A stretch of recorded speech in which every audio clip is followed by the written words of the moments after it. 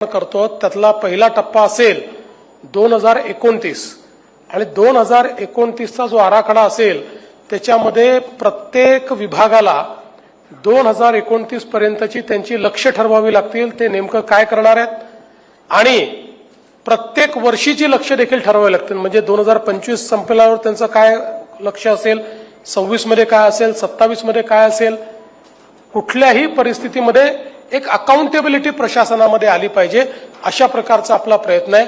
त्यामुळे पहिल्यांदा 2029 पर्यंतचं वार्षिक लक्ष्य ठरवून 2029चा आराखडा असेल, दुसरा 2035चा आराखडा असेल त्याच आराखड्याच्या अंतर्गत, कारण 2035 साली महाराष्ट्राला 75 वर्ष पूर्ण होतील, त्यावेळी आपला महाराष्ट्र कुठे असेल याचा आराखडा आपण तयार करतो आहोत। आणि मग तिसरा अर्थातच विकसित महाराष्ट्राचा आराखडा आपण तयार करतो आहोत। आणि यासोबत आपण या सगळ्या विभागांना एक अजून टास्क दिलेली आहे, ती म्हणजे ई गव्हर्नन्सची। आपला प्रयत्न असा आहे की सरकारच्या 100% सेवा या ऑनलाईन मिळाल्या पाहिजेत। कोणालाही कुठल्याही सेवेकरता कुठल्याही कार्यालयात जाण्याची आवश्यकताच पडू नये, अशा प्रकारचं ई गव्हर्नन्स आणण्याचा आपला प्रयत्न आहे।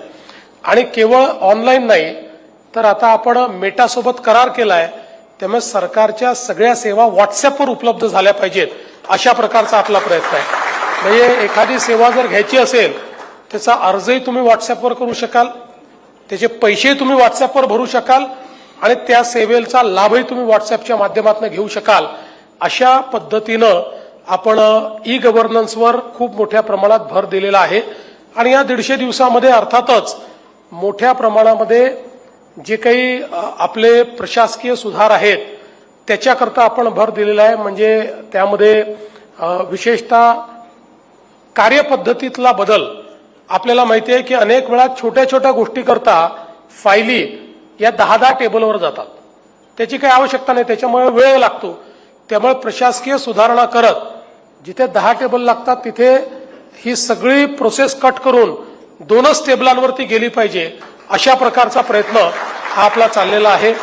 आणि यासोबत या ई गव्हर्नन्सच्या माध्यमातून एक उदाहरण सांगतो की समजा आता आपला बिल्डिंग प्लॅन आहे, तर बिल्डिंग प्लॅन हा ऑनलाईन सादर केल्यानंतर तो बिल्डिंग प्लॅन मंजूर होऊन तुम्हाला ज्यावेळेस मिळेल त्यावेळी आपल्याला आपला असा प्रयत्न आहे की त्याच्यासोबत तुम्हाला एक शीट मिळेल, फॅक्ट शीट, आणि त्या फॅक्ट शीटवर हा प्लॅन कुठल्या दिवशी सबमिट झाला, त्या दिवशी नंतर तो कोणाकडे गेला, त्याने किती दिवस ठेवला, मग कोणाकडे गेला, त्याने किती दिवस ठेवला, असा प्रत्येकाचा लेखाजोखा हा त्या प्लॅन सोबत आपल्याला मिळेल। जेणेकरून कोणामुळे उशीर होतोय, झारीतला शुक्राचार्य कोण आहे, कोण अडवतोय, या सगळ्या गोष्टी या माध्यमातून बाहेर येतील। आणि मग या भीतीने की नंतर आपलं नाव हे ब्लॅक अँड व्हाईट मध्ये येते, मला असं वाटतं की थोडं वेगानं काम करण्याची लोकांमध्ये देखील एक पद्धती तयार होईल। अशा प्रकारच्या अनेक गोष्टी या 150 दिवसाच्या कार्यक्रमाच्या माध्यमातून आपण करतो। एकूणच आपला प्रयत्न असा आहे की इन्स्टिट्यूशन म्हणून आपल्याला सरकार बिल्टअप केलं पाहिजे। आपण 14 ते 19 ही सरकार चालवलं, खूप विकासाची कामं केली, मोठ्या प्रमाणात परिवर्तन केलं, पण आपल्या असं लक्षात आलं की आपण सरकारमधनं गेलो तर आलेल्यांनी सगळं ते पूर्णपणे डॅमेज केलं। उद्धवजींच्या सरकारमध्ये आपण पाहिलं, सगळं त्यांनी थांबवून टाकलं। त्यामुळे इन्स्टिट्यूशनच अशी बिल्ड केली पाहिजे की सरकार कुठलंही हो, आपलं राज्य मागे नाही गेलं पाहिजे, राज्य पुढेच गेलं पाहिजे, अशा पद्धतीनं एक इन्स्टिट्यूशन म्हणून आपण बिल्ड करण्याचा प्रयत्न या निमित्ताने करतोय। मला सांगताना आनंद वाटतो की आपल्या सगळ्यांना लक्षात आहे की 2018-19 मध्ये कोल्हापूर आणि सांगलीला महापूर आला होता आणि खूप नुकसान झालं होतं। त्यानंतर मी एक प्रयत्न केला की अशा प्रकारचा महापूर येऊ नये म्हणून काय करता येईल, कारण पाऊस तर होणारच आहे। आणि मोठ्या प्रमाणात जेव्हा आम्ही लिगसी डेटा बघितला तर असं लक्षात आलं की म्हणजे 19 पूर्वीचे जेवढे 20 वर्ष होते, या 20 वर्षातला एकही वर्ष असं नव्हतं की ज्या वर्षी अतिवृष्टी झालेली नाही। म्हणजे अगदी दुष्काळाच्याही काळामध्ये आपल्याकडे जो हा सगळा भाग आहे, या भागात अतिवृष्टीच झालेली आपल्याला पाहायला मिळाली। आणि म्हणूनच मग आपण हा निर्णय केला की जर एवढं पाणी असेल तर या पाण्याचं डायव्हर्जन केलं पाहिजे आणि म्हणून मग आपण एक फ्लड डायव्हर्जन स्कीम ही 2019 साली तयार केली. खरं म्हणजे मला सांगताना आनंदही वाटतो पण त्याच्यात संकोचही होतो की या स्कीमला मी मान्यता कधी दिली तर 72 तासाचा मुख्यमंत्री जेव्हा झालो होतो तेव्हा कारण सगळं तयार केलं आणि मग इलेक्शनमध्ये गडबड झाली आणि मग 72 तासाचा मुख्यमंत्री झालो तेवढ्यात वर्ल्ड बँकेकडनं फोन आला की आमची टीम आली आणि आपल्याला करार करायचा आहे. म्हटलं या करून टाकू, एक चांगलं काम तर 72 तासात झालं पाहिजे आणि म्हणून मग आपण तो करार त्यावेळी केला. पण पुन्हा उद्धवजीच्या काळात तो थांबला होता. गेल्या 2 वर्षात त्याची सगळी कारवाई आपण पूर्ण केली आणि आता साधारण पुढच्या 15 दिवसामध्ये आपण त्याचं टेंडर काढतो आणि हे काम पूर्ण झाल्यानंतर हे जे पुराचं पाणी आहे ह्याचं पूर्ण डायव्हर्जन आपण करणार आहोत आणि हे पाणी एकतर कोल्हापूर जिल्ह्यातले तलाव भरण्याकरता, सांगली जिल्ह्यातल्या ज्या काही दुष्काळी भाग आहेत त्या भागांना देण्याकरता आपण त्याचा वापर करू आणि त्यासोबत हे पाणी इतकं आहे म्हणजे त्याचा एकूण 150 TMC पाणी आहे. म्हणजे अर्ध्या महाराष्ट्राचा दुष्काळ संपवू शकतं इतकं पाणी. म्हणजे हे महाराष्ट्राच्या आणि कर्नाटकच्या दोघांच्याही हिस्सेचं पाणी नाही, हे थेट समुद्रात जाणारं पाणी आहे. तर ते पाणी जे आहे त्यातलं बऱ्यापैकी पाणी हे डायव्हर्जनच्या माध्यमातून आपण उजनीपर्यंत न्यायचं, तिकडनं सोलापूर आणि आपल्या मराठवाड्यामध्ये न्यायचं अशा प्रकारचा प्रकल्प तयार केलाय. आणि तो प्रकल्प झाल्यानंतर किती अतिवृष्टी झाली तरी देखील सांगली आणि कोल्हापूरला पुराचा धोका कधीच उरणार नाही अशा प्रकारची ही व्यवस्था ही आपण या निमित्ताने करतो आहोत. आता सगळ्यात महत्वाचा मुद्दा असा आहे की सांगली जिल्ह्याने यावेळच्या विधानसभेच्या निवडणुकीमध्ये अतिशय अभूतपूर्व अशा प्रकारची कामगिरी केलेली आहे. त्याबद्दल पहिल्यांदा तुमचं सगळ्यांचं अभिनंदन करतो की प्रचंड अशा प्रकारचं यश हे भारतीय जनता पक्षाला तुमच्या सगळ्यांच्या आशीर्वादानं मिळालेलं आहे. आता आपली दुसरी परीक्षा ही सप्टेंबर-ऑक्टोबरमध्ये येणार आहे, ज्यावेळी जिल्हा परिषदही होईल, महानगरपालिकाही होईल, नगरपालिकाही होतील. सगळ्या निवडणुका साधारणपणे 1-1.5 महिन्यात सगळ्या निवडणुका त्या काळामध्ये आटोपतील.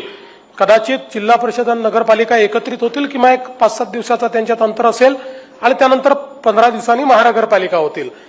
साधारणपणे जे काही जुना अंदाज आहे त्याच्या आधारावर हीच कार्यपद्धती आपलं जे इलेक्शन कमिशन आहे ते नेहमी अंगीकारतं. त्यामुळे आपल्याला ही तयारी केली पाहिजे. मागच्या काळामध्ये सांगली जिल्ह्याने महानगरपालिकाही जिंकली, जिल्हा परिषदही जिंकली, अनेक नगरपालिका आपण जिंकलो. त्यामुळे तुम्हाला पैकी मार्क मिळवण्याचा एक सराव यापूर्वी देखील झालेला आहे आणि मध्यंतरीच्या काळामध्ये निवडणुकाच न झाल्यामुळे काही अडचणी आपल्या झाल्या. ही गोष्ट खरी आहे की लोकसभेमध्ये आपल्याला पाहिजे ते यश मिळू शकलं नाही, पण आपल्याला सगळ्यांना माहिती आहे, त्याची कारणं देखील आपल्याला माहिती आहेत.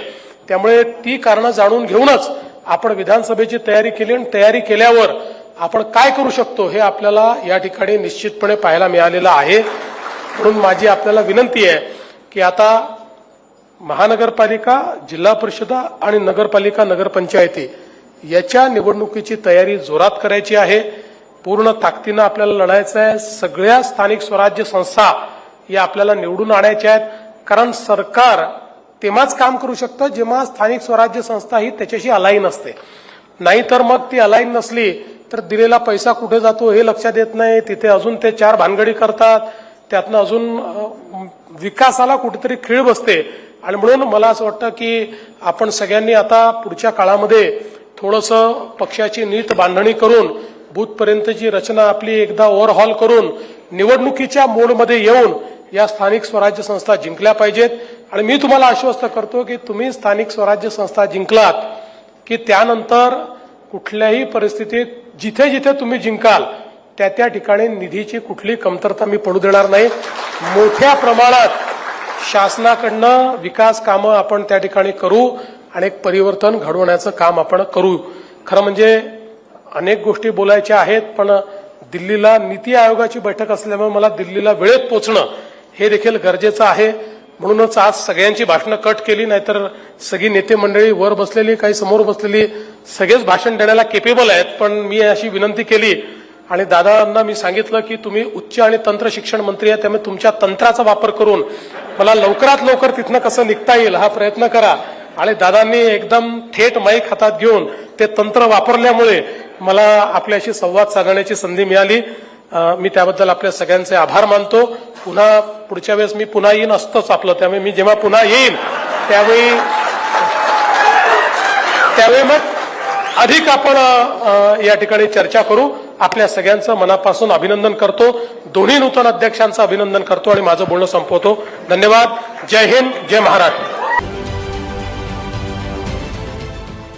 देश विदेशातील प्रत्येक घडामोडींचे लाईव्ह अपडेट मिळवण्यासाठी आता साम टीव्हीच्या सर्व सोशल मीडिया प्लॅटफॉर्मला लाईक, फॉलो आणि सबस्क्राईब करा. तसंच सर्व नोटिफिकेशनसाठी बेल आयकॉन प्रेस करायला विसरू नका.